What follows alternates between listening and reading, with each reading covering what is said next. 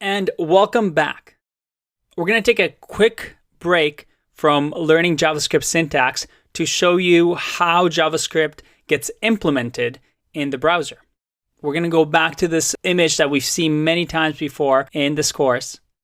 And we have a pretty good idea of what HTML and CSS does. If you remember, HTML gets sent to the browser, then it sees the link tag, and the CSS gets sent to the browser. But what about our new friend JavaScript over here? What happens with him?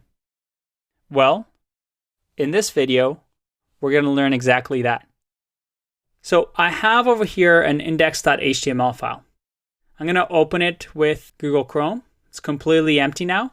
And I'm also going to drag it to my Sublime Text so that we can add something to it. So I have Sublime Text in the browser, and we're going to use our little short command to create a quick HTML file, JavaScript, and let's just have a simple header that says JavaScript in HTML. Save and refresh. Perfect. We're masters at this already. We all know what's going on. So how do we add JavaScript to this? I mean, with CSS, we had the link tag, right? And we had this href where we tell it where it is. Well, if you remember, JavaScript, again, just like HTML and CSS, is just a file. So let's create one first. In Sublime Text, I'm going to create a new file. I'm going to save it, and I'm going to say script.js. See the .js at the end? That means JavaScript. Notice what happens when I click save. At the bottom, Sublime Text now converted the syntax to JavaScript. So now I can write something like 4 plus 3, and I get the cool JavaScript colors. I can write if 4 plus 3 equals 7. I can alert you're smart. So you can see that it does the syntax for me. Okay, perfect. I'm going to just save that. Let's see if we can add this to, I forgot the semicolon here. I always forget it too. Let's add this to our HTML. If it works, we'll get an alert saying you're smart. So how can we do this? Well, there's an HTML tag called script tag. So link tag for style sheet, script tag for JavaScript. And all we do is this. We have the type text JavaScript. You see over here how with CSS we have text CSS. Well, we're telling it that this is JavaScript. And in here, JavaScript can be written right over here. If I go alert hello, and you might remember this because it's kind of like the style tag for CSS. Let's see what happens. I'm going to refresh, and I get hello. Look at that. We just added JavaScript to our HTML. But I really want to use this file. As we know with CSS, we don't necessarily want our JavaScript to live on HTML. We want separation of concerns. We want the JavaScript in the JavaScript file. Well, the way we do that is through a source file. So all we do is source. And you might remember this from images. So instead of href and link, we have source, and we say script.js. I save, and I refresh, and I get you're smart. Now, again, we can say script.js because, well, it's in the same folder. It's in the desktop folder. If it wasn't, then let's say this HTML wasn't in the desktop folder, we'd have to do something like desktop.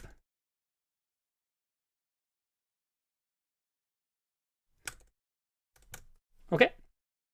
So That's very interesting. What if I have multiple JavaScript files? We might have seen that in, remember Bootstrap? In Bootstrap, we had like 3 script tags. Well, yeah, you can just like you can with LINQ, you can have multiple script tags. And you can just say script 2, script 3. And again, each one gets executed one at a time. Okay. Now, one question you might have is, why did I just put the script tag at the bottom here, at the bottom of the body? Why didn't we, and let me just remove this for now, why didn't we just put it at the top like we do with the CSS file?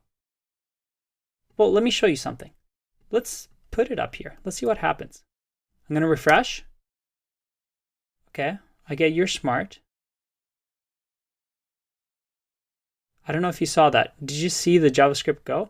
Let's change this quickly. Let's say our website is now fresh and new, and I'm going to say waiting for JavaScript. I'm going to save. Notice what happens to the header. I refresh. It hasn't changed yet. I have to click You're Smart. Do you see it? It's completely gone. Click OK. And only then it shows up. Because the browser reads the file, goes and gets the CSS file, and then sees a script tag and says, "Ooh, I'm going to go read what's over here." And here is an alert. And what an alert does, it waits for us to click OK. So the browser can't display waiting for JavaScript. So you will see in older websites people that put the script tags in here, but that actually delays what gets seen by the user. Instead, if we put it down here and change the text again to not waiting, I'm going to save. Let's see what happens. Not waiting for JavaScript. That got changed. So we ideally want to put our script tags at the bottom of the body. What that means is that the website gets displayed, gets rendered, and then we have to still wait for the JavaScript to load. Let's say we had a cool animation. It'll have to wait until that loads, but to a user, it appears like the website loads a lot faster because they might not click on a drop-down menu or see the animation right away and notice that there's a lag, but they will see a delay if they don't see anything on the page. So script tags at the bottom. One last thing. How do we get that console to print stuff out? It would be nice if instead of alert all the time, I can get something in the console. Well, in JavaScript, you can do something called console.log. And here I can say, hello. So this syntax is a little bit weird. I'll explain later on what is going on here, but console.log is a special little syntax that we can use. And now if I refresh the page, I get logging over here. So I can write as much as I want here, kind of like alert, but without getting that annoying pop-up over and over. And refresh, and I get hello. And we'll be using console log a lot in the next couple of videos. You can see here that it's a nice way for us to print something to the console before we learn how to change our HTML. So I'll see you in the next one. Bye-bye.